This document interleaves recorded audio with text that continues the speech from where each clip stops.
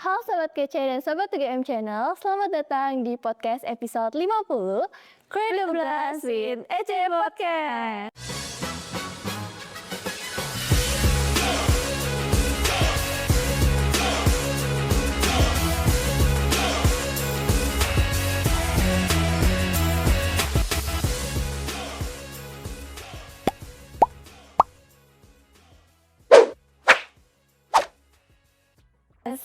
Pada kesempatan spesial kali ini, Ece Podcast berkolaborasi langsung dengan UGM Channel loh. Tapi sebelum itu kita kenalan dulu nggak sih? Bersama aku Tia dan aku Elaine nih bakal nemenin kalian ngobrol seru dan insightful hari ini. Nah, hari ini tentunya dengan topik yang suasana yang baru di sini dong. Bener banget, pada kesempatan kali ini kita bakal ngebahas satu hal yang benar-benar menarik dan juga relevan dengan kehidupan kita sehari-hari, yaitu self-love versus toxic positivity. Nah, di mana sehari-hari kita sering banget nih pengen untuk bisa mencintai diri sendiri atau self-love, tapi kadang kita juga malah terjebak sama toxic positivity tanpa sadar. Nah, yang bikin makin spesial, kita di sini bakal dengerin perspektif langsung dari mahasiswa UGM nih.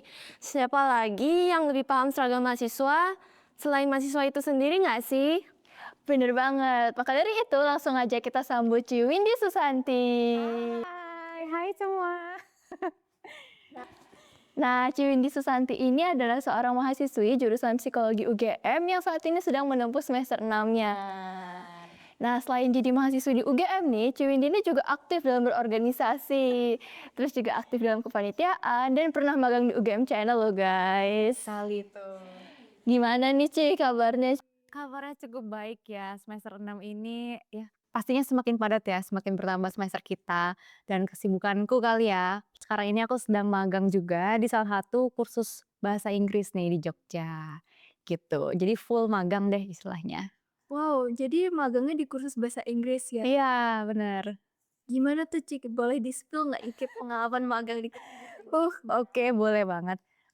Jadi ya cukup ini sih, menambah pengalaman profesional ya, karena kita di sana dituntut bekerja, 8 jam per hari dan aku juga memegang 3 roles gitu, sebagai student advisor, sebagai teacher assistant, dan juga sebagai di bidang akademik. Nah, untungnya ketiga hal tadi tuh align sama jurusanku psikologi pendidikan yang aku suka gitu. Jadi ya aku enjoy aja sih sejauh ini, gitu. Oke, jadi karena juga sama kayak yang Cece minati, jadi itu jadi Cece bikin Cece enjoy juga ya ngelakuinnya ya. Oke, mungkin selain dari magang itu Cece ada lagi ngerjain project atau lagi ikut apa gitu? Project ya, mungkin terakhir itu aku ikut lomba. Nah, itu lombanya yang diadakan dari kampus jurusan psikologi juga. Intinya membuat infografis mengenai tema self love dan self acceptance gitu. Dan sekarang masih dilombakan, jadi kayak belum pengumuman pemenang ya guys. Doakan ya teman-teman. Oke, doain ya sih biar Ciwidi bisa menang. Aduh, aduh. Oke.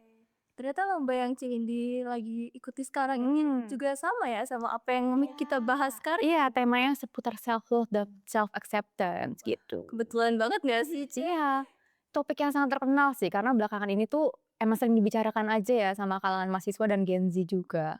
Ya, soalnya aku juga sering banget nih nemuin kayak di X, di Instagram, Mhm, bahkan di TikTok, iya, orang-orang pada nyebutin self love, iya. positivity, kayak banyak banget tentang Banyak istilah-istilah psikologi yang kadang membingungkan kita gitu ya. bener banget sih. Tapi musik Kak. Oke. Nah, mungkin sekarang sesi kita bakal masuk nih ke dalam topik kita hari ini yaitu self love dan versus toxic positivity. Oke, menarik nih. Oke, mungkin karena tadi juga Cici lomba tentang self love juga ya. Aku pengen nih tahu nih, sebenarnya self love tuh kayak gimana sih, Soalnya tuh aku sering nih, kan aku sering baca ya di X, di TikTok gitu. Kayak orang tuh bilang, kamu tuh self love tapi kok kayaknya egois gitu, Kayak aku jadi bingung gitu. Sebenarnya Oke. Jadi bingung ya, kita sebenarnya boleh mencintai diri kita atau itu disebut egois sih gitu iya ya? banget. Oke, dari katanya dulu ya, self dan love. Self kan diri, love ya cinta. Jadi self love itu bentuk menghargai diri sendiri, bentuk mencintai diri kita sendiri, dan kayak apa ya, suatu hal yang kita lakukan demi kesehatan diri kita secara fisik maupun secara mental. Itulah self love. Nah, apakah memberikan self love terhadap diri sendiri itu egois? Jawabannya tergantung ya teman-teman ya. Tapi menurutku, kita tuh nggak egois hanya dengan melakukan self love gitu. Apa salahnya kita merawat diri kita sendiri? Apa salahnya kita membutuhkan waktu untuk diri kita sendiri? Itu nggak egois sama sekali teman-teman. Gitu sih. Sih. Oke, jadi menurut cewek ini nggak apa-apa ya, Cek, kita bisa mencintai diri sendiri, kita merawat diri sendiri, bahkan itu penting nggak sih, Cek, buat Banget. Nih ya, self love itu tuh bakal melebar kemana-mana. Dengan kamu mencintai diri kamu sendiri, itu kamu baru bisa mulai mencintai orang lain juga gitu loh. Aduh, Iya, semuanya berawal dari diri kita sendiri. Nah, terus nih, Cek, ada yang bilang kalau misalnya self love itu berarti kita harus menerima semua kekurangan kita. Tapi ada juga yang bilang kita tetap harus berkembang, kita harus keluar dari zona nyaman kita. Kalau menurut Cek Windy, self love itu lebih ke menerima diri kita sendiri atau kita harus terus membuat perubahan nih, Cek? Dua-duanya jawabannya ya. Jadi self love sendiri itu ada beberapa stage. Stage yang paling pertama itu self awareness namanya. Jadi kita aware nih, oh kayaknya kita belakangan ini lagi kan begini loh, mencintai diri kita sendiri tuh sama kayak kita mencintai orang lain. Jadi kayak ada kalanya kita apa ya, berusaha mengejar orang itu, ada kalanya kita kayak, "Wait, tunggu dulu deh," gitu kan. Nah, self aware ini kita harus sadar, "Oh kayaknya aku belakangan ini lagi nggak mencintai diri kita sendiri deh, kayaknya aku terlalu jahat sama diriku sendiri, terlalu negatif self talk," gitu. Kalau kamu udah sadari itu, baru kamu bisa berlanjut ke stage 2, namanya self acceptance. Itu kayak kamu menerima segala kekurangan kamu, tapi ya udah nggak kamu terlehak-lehak aja dengan kekurangan kamu, enggak. Kamu harus kayak mencari cara, "Gimana ya cara aku mengembangkan diri aku nih dengan kekurangan tadi?" Nah, setelah tahap itu ada yang namanya set boundaries, lalu ada juga kayak forgiving, dan sampai terakhir itu deep self love namanya. Itu kayak mencintai diri sendiri level paling deep lah istilahnya, gitu. Banyak juga ya stage-stage untuk mencintai diri kita sendiri, Cek. Kalau kita bicara tentang pengalaman kan ya, kalau pengalaman kalian sendiri nih, menurut kalian, kalian udah di tahap self love yang mana deh dari tadi stage tadi gitu? Aduh, mungkin dari Elin dulu nih. Mungkin dari aku sendiri masih mencoba untuk mencintai diriku sendiri, karena jujur memang belum di tahap yang sampai bisa kayak aku cinta aku gitu, kayak masih belum bisa karena dari pemikiranku sendiri, dari juga sifat-sifatku mungkin belum bisa sampai ke sana dan masih ada beberapa hal yang menghalangi diriku untuk self love.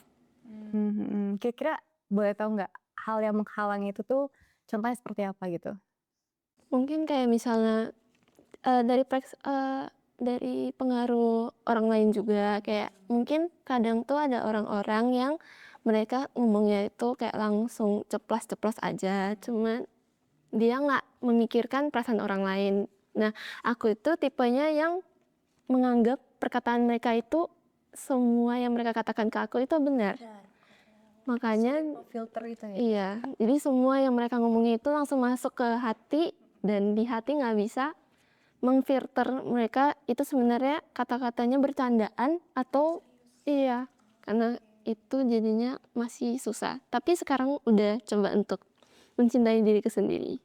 Itu bagus sih Eli. Kalau Tia sendiri gimana? Sebenarnya aku hampir sama juga sih, Cek, kayak Elin, kayak aku masih berusaha untuk bisa mencintai diriku sendiri. Karena mirip-mirip sebenarnya kasusnya sama Elin juga, kayak aku masih mikirin kayak pandangan orang lain ke aku tuh kayak gimana sih, kayak ekspektasi mereka ke aku tuh kayak gimana, kayak kalau aku ngelakuin hal ini menurut mereka tuh bener nggak ya, menurut mereka mereka bakal berpandangan kayak gimana sih sama aku, kayak ya aku cukup takut dijudge juga sama orang lain gitu. Jadi aku masih kurang bisa untuk mencintai atau menerima diriku sendiri gitu, masih dalam tahap mungkin ya. Iya. Nah iya, ini harus di-note teman-teman. Jadi, mencintai diri sendiri itu a working progress yang nggak akan ada ending journey-nya. Jadi tuh selamanya kamu akan terus berusaha untuk mencintai diri sendiri, nggak ada akhirnya gitu loh. Nah ada nih seorang psikoterapi juga, namanya tuh Dokter Natasha Duke. Nah dia bilang itu a working progress, dan kamu setuju nggak dengan kata-kata dia seperti ini? Kadang kita lebih mudah mencintai orang lain dibanding kita mencintai diri kita sendiri, bener nggak sih? Bener. Kayak kita tuh kalau lihat orang lain yang lebih apa ya, sukses atau apa, atau lebih cantik, kita ngomongin fisik deh, lebih cantik atau lebih apa daripada kita menurut aku ya. Pasti aku kayak lebih mudah memuji mereka, kamu cantik banget, kamu pinter banget." Tapi kalau ke diri sendiri tuh rasa susah banget, susah banget. Ada aja kurang dikit. Iya, kayak aku yang paling ini gitu ya, banyak negatif self talk gitu. Dan yang kalian lakukan saat ini bener sih, kita nggak bisa kayak overnight langsung, "Oh, gue cinta sama diri gue sendiri," sampai di tahap yang self acceptance itu nggak bisa. Tapi ya self love itu ada kalanya kita naik turun. Kadang kita seneng banget sama diri kita sendiri kayak, hari ini gue cantik banget ya rasanya ya." Tapi ada juga kalanya kita kayak, "Aduh, lu bodoh banget sih, kenapa kamu lakuin hal ini hari ini?" Ya nggak sih? Apalagi pas ujian kayaknya jelek, itu pasti kayak gitu. Apalagi selesai ujian atau UTS, gue bodoh banget hari ini ya gitu. Ya, benar sih. It's a work in progress ya namanya di sini.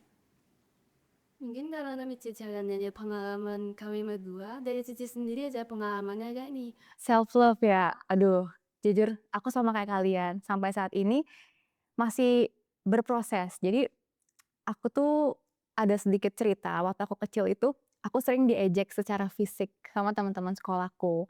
Jadi aku tumbuh di lingkungan yang istilahnya tidak seperti aku lah, maksudnya aku campuran Jawa dan Chinese lah istilahnya. Nah, di saat itu tuh nggak ada anaknya seperti ini, jadi sering dia jadi bahan ejekan, "Nih ini gini-gini."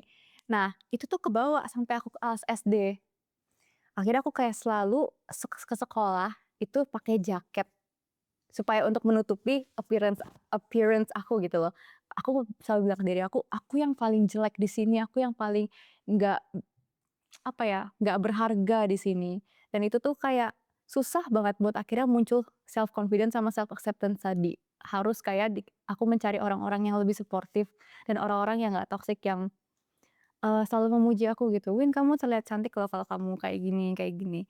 Dan akhirnya sampai sekarang ini, syukurnya aku udah sembuh lah dari hal-hal tadi yang aku alami waktu kecil. Sekarang aku udah lebih bisa menerima diri aku ya, tapi tadi ada pasang surutnya juga, gitu sih. Iya sih, dan kita juga butuh bantuan dari kayak orang-orang Iya, benar sekali. Guys, circle kamu itu sangat penting. Kalau kamu ngumpul di circle orang-orang yang nggak menghargai kamu, itu akhirnya kamu bisa kebawa sendiri, kamu jadi nggak suka sama diri kamu sendiri gitu loh. Jadi circle tuh penting. mungkin kayak di kuliah ini banyak circle-circle juga ya, jadi kayak Mhm. mungkin bisa relate kadang-kadang. Iya, iya, cuman kadang kalau beberapa orang mungkin kadang tuh mereka tahu ada di circle yang kurang mendukung mereka, tapi mereka tuh kayak staying gitu loh. Ada aja nggak sih kadang beberapa yang kayak gitu? Iya, beberapa temen aku, menurut aku kayak ada mereka ceritakan Mhm, juga, itu ada yang bilang kayak gitu, kayak, mhm. "Mau nggak mau aku tuh tetap harus di circle ini, kalau nggak dia mau temenan sama aku." Kayak, aku Nah. harus menerima mereka, apapun yang mereka omongin tentang aku terima gitu. Kasihan sih sebenarnya. Di self love sendiri kan ada stage yang ketiga ya namanya set boundaries. Nah, itu tuh harusnya kamu tuh memasang boundaries kamu ketika kamu merasa nggak nyaman dengan orang itu, ya udah kamu set, "Oke lah, interaksi aku dengan dia sebatas ini aja." Di luar itu kayak nggak, demi kesehatan aku. Karena self love itu intinya tentang mementingkan kesehatan kamu fisik dan mental. Nah, itulah self love. Kita nggak boleh jadi orang yang nggak enakan berarti. Benar sekali. Nih ya, ini pelajaran yang kita sering sering alami dari kecil. Kalian pernah nggak dapet soal kayak gini? Ini soal budi pekerti, kayak kalian harus mementingkan orang lain dahulu, baru mementingkan kita. Iya, Ada kalimat, aduh, ada. aduh, enggak ya zaman sekarang kita harus kan kita sendiri dulu ya nggak sih, apalagi di perkuliahan ya. Kita harus nyelamatin diri kita dulu, baru kita bisa bantu yang di sekitar kita gitu loh. Iya, aku setuju banget sih sama apa yang Windy bilang, kalau misalnya kita juga nyelamatin orang lain atau kita mentingin orang lain, belum tentu kayak mereka juga mentingin kita, itu. Dan di kuliah ini kita nggak bisa kayak gitu, nggak bisa kita, ya gitu sih. Oke, mungkin tadi kan cewek ini berproses ya dari dulunya masih malu gitu. Nah, itu kira-kira dari kapan Cece mulai belajar untuk bisa menerima diri sendiri, dapat support dari teman-teman sekitar Cece?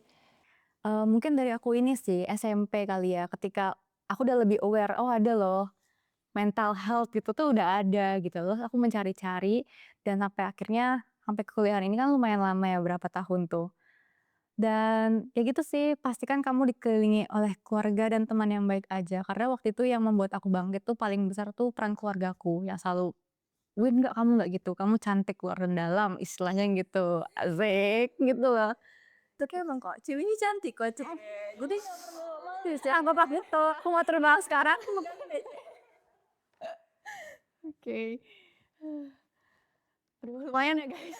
Udah berapa menit ini? Oke. Kita lanjut kemana nih? Toxic ya?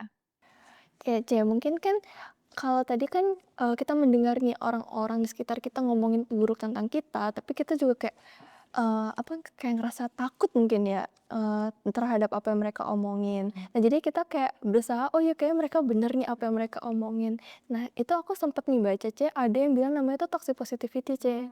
Tapi aku kayak bingung kenapa itu dibilang kayak toxic positivity. Kenapa ada kayak toxicnya itu C? Padahal kan ya itu positif kan, kita berusaha positif gitu. Oke, aku kutip kata-kata dari psikoterapis ya namanya Katie McKenna. Dia bilang toxic positivity itu adalah form of gaslighting, di mana kamu tuh menganggap segalanya baik-baik saja, padahal kamu ada di posisi yang harusnya merasakan emosi negatif. Berarti intinya kamu tuh dipaksa untuk selalu berpikir positif, padahal kamu ada di situasi yang mengharuskan kamu untuk merasakan emosi negatif. Nah, itu toxic positivity. Kalau di kampus sendiri ya, seringnya tuh kayak gini. Kita misalnya lagi banyak tugas, ujian, dan kita kena masalah misalnya. Kita cerita nih ke teman kita. Teman kita jawabnya apa? It's okay, semangat ya, kamu pasti bisa. Please, please ya. Itu bukannya bikin kita, ya mungkin maksudnya baik, cuman hal-hal seperti ini yang kadang kita tuh nggak mau mendengar itu. Iya nggak sih Tia? Kamu mau nggak lagi pusing nih ujian kedokteran blok satu blok aja berapa PPT kan kedua kan. Terus kalian disemangati kayak gitu, apa yang kalian rasakan coba? Aku mungkin ngerasa kayak, aduh aku tuh gak butuh semangat, aku tuh pengen biar ujianku tuh bisa, gimana biar aku bisa ngerjainnya. Iya, jadi tuh daripada diberikan kata-kata semangat ya, mungkin diganti kali kata-katanya jadi lebih yang empati gitu loh. Kayak misalnya, oh oke aku tahu kamu banyak banyak banget nih tugas, apa yang bisa aku bantu? Apa yang bisa aku bantu biar kamu merasa lebih baik? Nah mungkin kita akan lebih enak kalau mendengar kata-kata seperti itu dibandingkan hanya semangat tok gitu. Itu solusi daripada Iya, benar. Kita harus bedakan antara empati sama toxic positivity. Jadi kalau toxic positivity itu kata-katanya kira-kira kayak gini deh. Misal kita curhat nih sama orang, terus dia bilang gini, "Halah, masalah lu mah baru segitu. Gue pernah dengar yang lebih berat lagi dibandingkan itu." Itulah toxic positivity. Harusnya kan kita kan kayak mendengarkan aja dan kayak ya tadi memberikan apa yang bisa aku bantu. Kira-kira kamu mau didengar atau mau diberikan solusi dari aku gitu. Itu kan lebih baik dibandingkan memberikan perbandingan kayak tadi ya. Ya sih Ci, kalau apalagi kalau dikasih perbandingan udah kayak kita ngedown, dikasih perbandingan. Iya. Saya kayak, Lu bisa diem gak? Bisa diem gak? tapi tuh kadang ketika dikasih perbandingan gitu aku pernah ngalamin sendiri Ci, kayak aku ngerasa iya juga ya, kayaknya orang lain tuh masih lebih jauh lebih buruk dibanding aku. Kayak sebenarnya masalah aku tuh nggak ada apa-apa ya dibanding orang lain. Nah, aku bingung sih Ci, itu sebenarnya mindset atau pemikiran yang bener atau sebenarnya itu kayak nggak boleh. Jadi nih, tanda-tanda kamu udah ngerasa, oh ini toxic positivity. Yang pertama, kamu menolak emosi negatif. Jadi ketika emosi negatif datang itu kamu kayak langsung, jangan pikir negatif, aku harus stay positif nih. Tapi itu baru tanda-tanda kecil tuh. Nah tanda-tanda kedua, kamu merasa guilty kalau ngerasain emosi negatif. Nah yang ketiga, ada yang ketiga. Yang ketiga itu, kamu mulai merasa, kok kayaknya aku bukan jadi diri sendiri ya. Kayaknya ini topeng deh ya aku pakai. Nah, itu udah mulai tuh tanda-tanda toxic positivity. Oh, jadi ada kayak ketiga tanda itu, terus abis tanda itu namanya toxic positivity ya. Iya benar. Kita mencoba untuk positive thinking, tapi udah masuk Iya. positif. Nih, gambarannya kayak gini. Kalian nonton film ini nggak, Inside Out?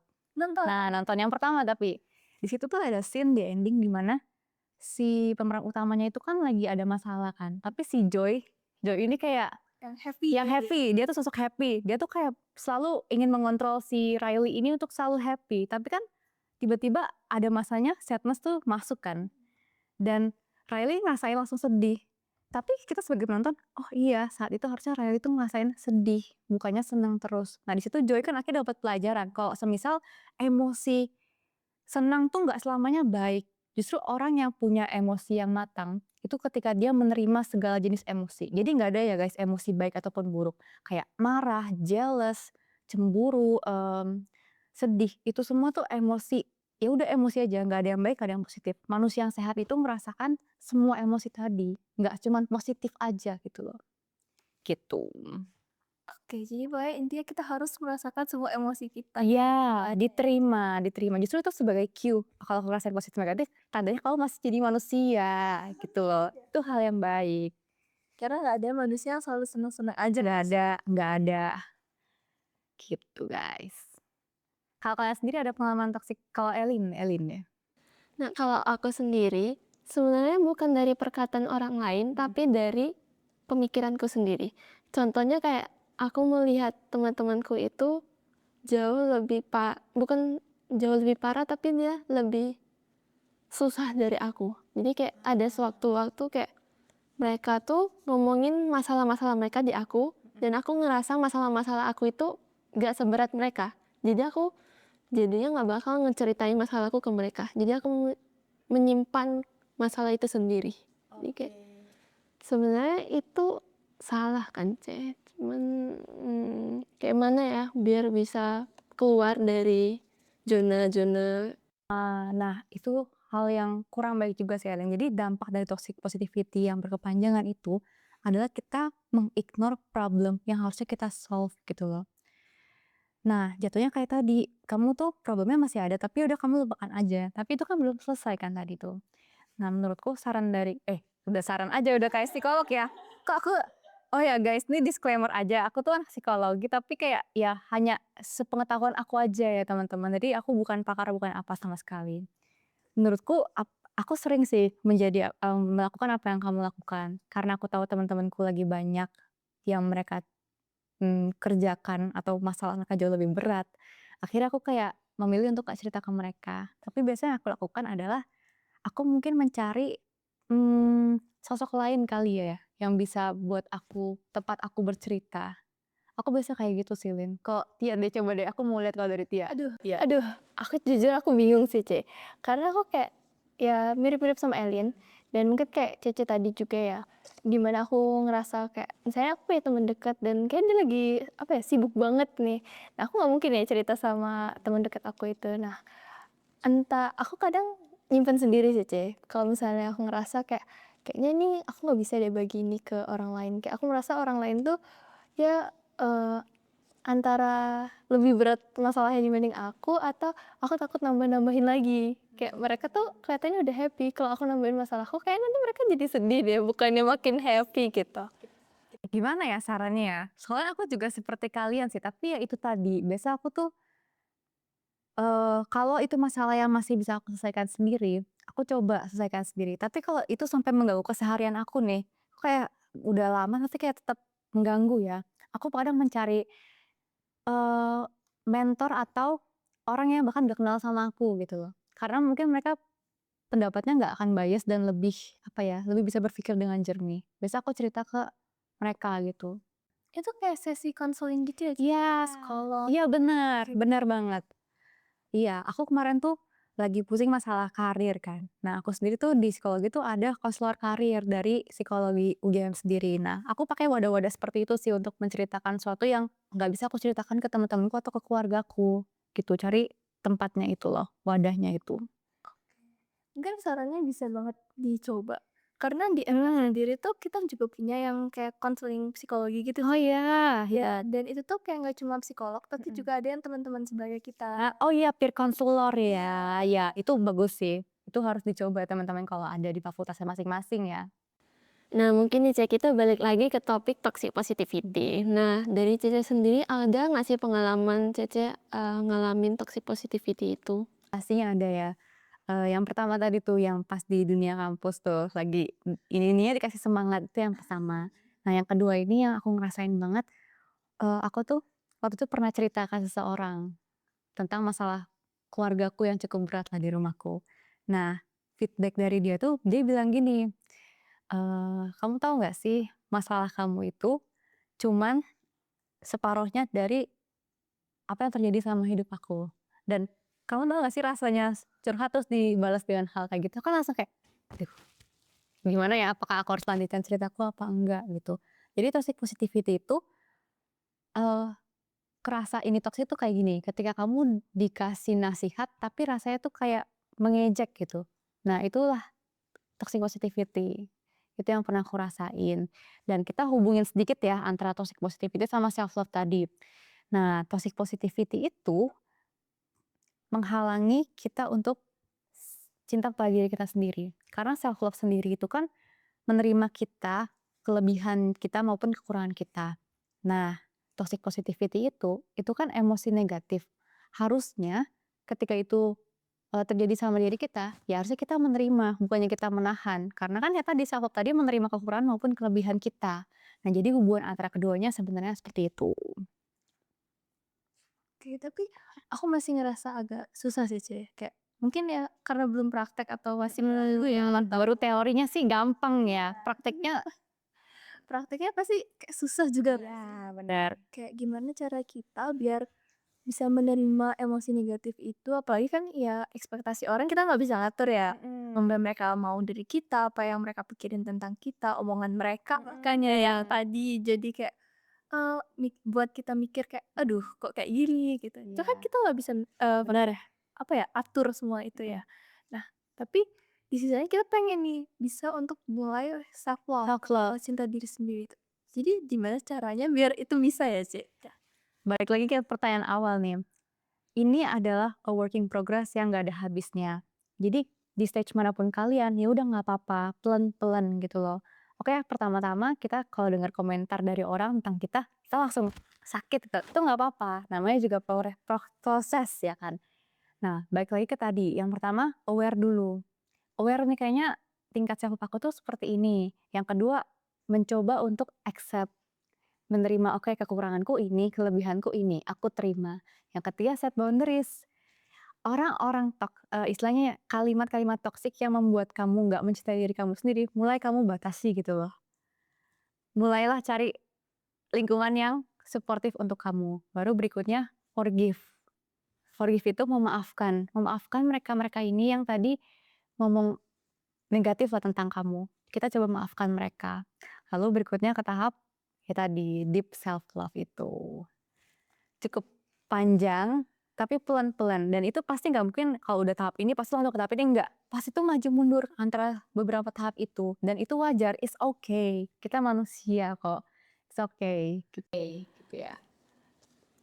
Nah, Cek, tadi kan ngomongin kalau misalnya kita mulai self love itu harus dari lingkungan yang suportif. Nah, tapi kan nggak semua orang itu ada di lingkungan yang suportif. Nah, mungkin kayak dikelilingi dengan ekspektasi tinggi dari keluarga atau teman-temannya, omongan negatif dari keluarga juga.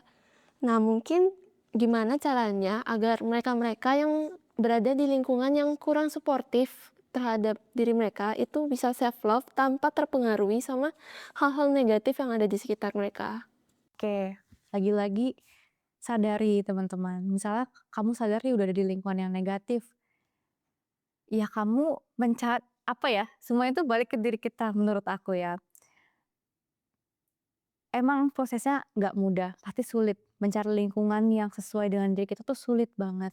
Tapi kalian please jangan menyerah. Intinya jangan stay di tempat yang sama. Coba cari lingkungan baru. Terus cari mana yang pas untuk diri kamu supaya proses mencintai diri kamu sendiri itu tadi tidak terganggu dengan lingkungan-lingkungan seperti ini. Itu sih. Jadi menurut Ciwi ini it's okay kah kita untuk cut off sebagian orang-orang yang bisa dibilang kayak benar-benar memberikan negatif apa ya negatif vibes. Iya. Aduh gimana ya, aku sendiri bukan tipe yang langsung nge-cut off sih, tapi aku mungkin mulai membatasi. Misalnya dalam seminggu yang tadinya aku ketemu tiap hari, mulai aku batasi kayak 3 kali seminggu. Terus pelan-pelan makin kurangi dan akhirnya cut off. Oke. Kalau aku seperti itu sih, teman ya nggak benar-benar cut off, pasti kayak masih nanya kabar juga, gimana kondisimu baik apa enggak gitu loh. Jadi hanya jadi sebatas kenalan, Iya. bukan teman dekat. Cukup kenal saja. Apa ya, jangan sampai Bergaul dengan orang-orang sekitar yang menguras energimu. Carilah orang-orang yang bisa lift up your energy. Karena apa ya, kita nih sekarang gampang banget ya kayak, aduh energiku habis nih, energi sosial baterai gue habis nih, ya gak sih?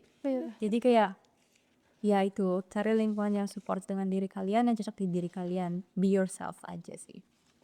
Tapi ya Teh, kalau ngomongin menguras energi, kadang memang ada 1-2 teman yang dia menguras social battery, menguras energi kita seharian. Tapi di lain sisi itu dia juga jadi teman yang baik, teman yang suportif ke kita itu. Jadinya kita harus membatasi diri kita sama mereka atau tetap menjalani dengan mereka gitu. Aku sih balik lagi ke aku set boundary sih. Misalnya dia teman yang baik, oke, kita kan ada kadang ya teman yang seperti ini. Oke, dia teman yang baik di luar organisasi.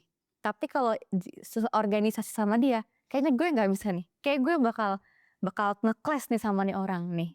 Tapi kalau sebagai teman biasa, gue suka sama dia. Nah, kamu sadar kan akan hal itu kan? Aku biasa kalau di posisi itu, ya udah deh, aku tahu nggak cocok nih. Ya udah, gimana pun caranya aku nggak sedivisi sama dia. Aku membatasi, aku langsung terus terang aja. Oke, kayaknya aku di divisi ini ya. Tapi kalau di luar kita mau hang out, mau main, mau apa, ya nggak apa-apa. Jadi kita sepintar mungkin aja memposisikan diri kita dan diri dia gitu loh. Kita nyamannya di mana nih, di mana di kuliahan atau di luar gitu. Gitu sih kalau aku. Berarti kita tetap harus menjaga diri kita juga, diri kita sendiri, set the boundaries, jangan sampai mengganggu apa yang sudah menjadi hal-hal yang harusnya kita dikerjain malah tertunda gitu. Iya benar, ya itu salah satu form of self love juga, menjaga diri kita sendiri. Tapi Ci, aku masih sedikit penasaran. Jadi kan tadi Cece bilang kayak berusaha untuk menjaga diri kita sendiri. Dimana kita, kalau misalnya kita mungkin cocoknya di luar bukan di organisasi. Jadi kita ya udah berusaha untuk nggak sedivisi atau ya berusaha untuk membatasi diri dengan dia. Tapi kan kalau di organisasi kita nggak bisa milih ya Ci ya. Kita sedivisi sama siapa. Pengalaman kak ini kak. Aduh, sekalian Ci. Oke, susah juga sih ya. Aku ada pengalaman juga seperti Tia. Mau nggak mau ya, kita berhadapan dengan dia yang nggak cocok sama diri kita. Well, susah sih Tia. Kita kan, kalau kita secara emosi sudah matang ya, harusnya kita tuh lebih bisa apa sih Tia? Memposisikan diri kita gitu loh Tia. Paham gak sih? Kayak aku nih ya, oke lah aku harus sedikit sama dia. Tapi sebagaimanapun caranya, kita tuh tetap profesional aja. Kayak misalnya urusan pekerjaan ya udah kita ngomongin urusan pekerjaan aja. Jangan di luar urusan itu gitu loh. Mungkin obrolan kita sampai di sini dulu, Ce. Kita jadinya sekarang bisa jadi lebih paham tentang apa itu self love, gimana caranya untuk menghindari toxic positivity, dan juga tentunya kita makin sadar untuk lebih sayang pada diri kita sendiri. Nah, sebelum kita tutup episode 50 pada hari ini, dari Ciwindi apakah ada quotes atau misalnya reminder buat sobat kece dan juga sobat-sobat UGM Channel yang berusaha untuk mencintai diri mereka sendiri? Oke, aku di sini bukan sebagai pakar yang udah benar-benar mencintai diriku sendiri, enggak ya. Aku pun masih berproses. Nah, saranku untuk teman-teman, kalian jangan menyerah untuk mencintai diri kalian sendiri. Kalau kalian mencintai orang lain aja mudah, masa kalian mencintai diri kalian sendiri susah gitu loh. Jadi startlah hal itu, lakukan apa yang kalian suka, embrace your flow, and jangan lupa selalu mengutamakan dirimu sendiri di atas kepentingan orang lain. Tapi in a positive way. Gitu sih saran dari aku. Gitu teman-teman. Buat sobat-sobat kece dan sobat-sobat UGM Channel bisa nih dicatat tips-tipsnya dan quotes-quotes yang dikasih dari Ciwindi. Oke, Ciwindi, thank you so much karena udah bersedia hadir menjadi narasumber. Yang mohon maaf ya malah agak gerak-gerak tadi. Nggak ada deh, udah. Semoga obrolan kita tadi itu bisa menjadi pengingat bukan buat aku, buat Elin dan buat Windy aja, tapi juga buat teman-teman di Sobat Kece dan Sobat 3M Channel juga, bahwa mencintai diri sendiri itu bukan berarti egois, guys. Dan mencintai diri sendiri itu adalah sebuah apresiasi juga untuk diri kita sendiri. Dengan kita mencintai diri kita sendiri, kita juga bakal bisa mencintai orang lain dengan lebih baik lagi. Nah, buat Sobat Kece dan Sobat 3M Channel, jangan lupa buat untuk terus mencintai diri sendiri ya. Dan jangan lupa untuk tetap mendengarkan Ece Podcast. Dan kalau kalian merasa bahwa video ini bermanfaat, boleh banget di-share ke teman-teman yang lain ya. Biar teman-teman yang lain bisa langsung tonton dan juga bisa untuk mencintai dirinya sendiri. Nah, Sobat Kece dan Sobat 3M Channel, boleh dong tolong diisi poros di bawah untuk perkembangan Ece Podcast ke depannya semakin baik dan semakin menarik pastinya. Oke, sekian dulu dari Ece Podcast episode 50 kali ini. See you in the next episode. Create the blast with Ece Podcast. Bye.